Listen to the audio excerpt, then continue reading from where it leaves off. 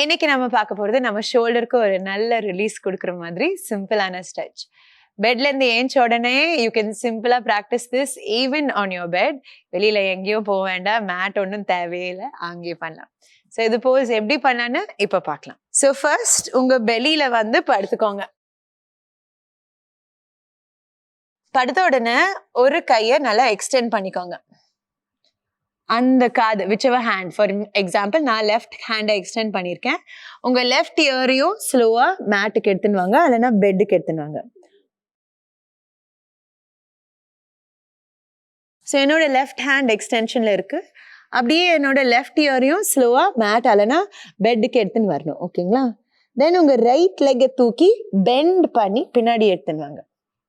உங்கள் ரைட் ஹேண்டை மேலே எடுத்துட்டு 2 ஃபிங்கர்ஸும் 2 கையும் இன்டர்லேஸ் பண்ணி பிடிக்க முடியும்னா ப்ளீஸ் பிடிங்க. அப்போதான் இந்த ஷோல்டர் ஏரியாவை நல்லாவே ஸ்ட்ரெச் வரும். உங்கள் ஹெட்டை ஸ்லோவாக கீழே ரிலாக்ஸ் பண்ணிட்டு கையை நல்லா பிடிக்கலாம். ஓகேங்களா? So stay in this pose for 5 breaths.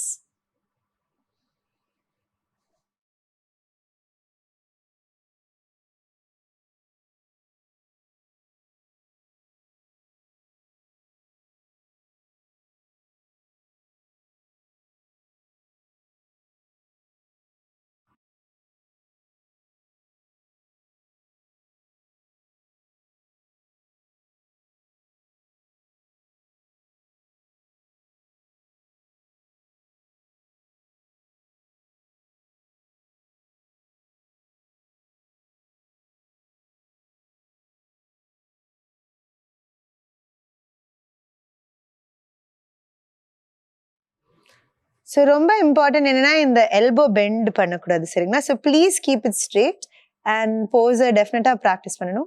வெளியில் வரும்போது கையை ரிலீஸ் பண்ணி தரையில் எடுத்துன்னு வந்துட்டு உடம்பை gently push it up and you can come back to seated up, இல்லைன்னா உட்கார இடத்துல திருப்பி எடுத்துங்க. So simple but very deep opening. நம்ம ஷோல்டருக்கு பண்ணுற வேலை டென்ஷன் எல்லாமே ஷோல்டரில் தான் உட்காந்துட்டு இருக்கோம்.